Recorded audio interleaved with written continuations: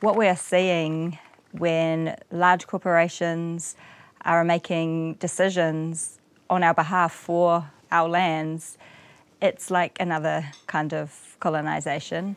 It's colonisation of our forests.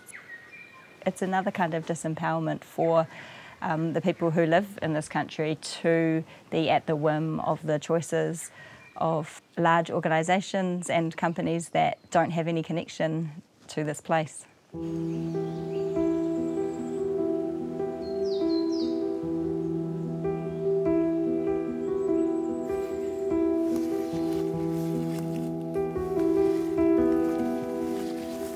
Opposed to the IKEA plantations, the Maoris have decided to restore primary forests themselves.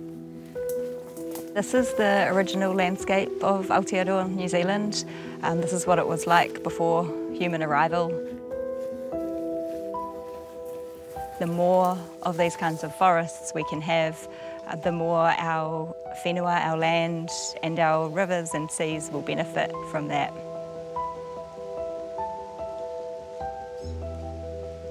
With a forest of this age, it's grown and will hold the soil in place. So as you move up further into the Indigenous forest here, the cover is dense, the undergrowth soaks up the water. Even in our extreme weather events, we haven't seen these soils erode away because the soil is held in harmony with the forest.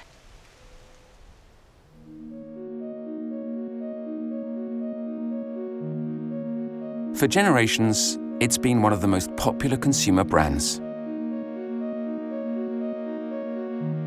A brand that equips our kitchens, our living rooms, our children's bedrooms, then those of their children. IKEA cultivates a virtuous, planet-friendly image. But what goes on behind the reassuring pages of its catalogue? Its flat-pack furniture depends on a renewable but fragile resource: wood.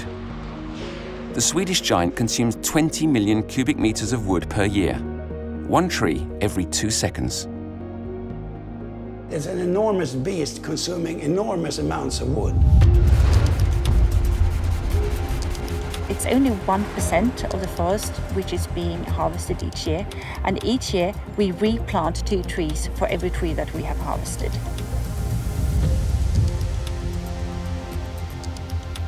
Today, the multinational is up against the demands of citizens who want to protect their forests.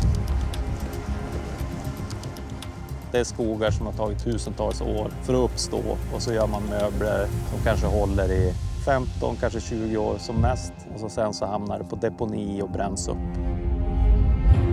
At a time when forests are under threat, should the Swedish giant continue to cut down more and more trees to pursue its expansion?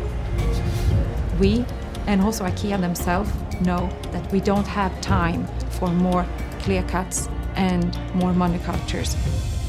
Wow. It's pure madness.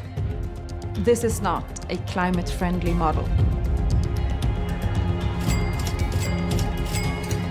IKEA, a brand accessible to all.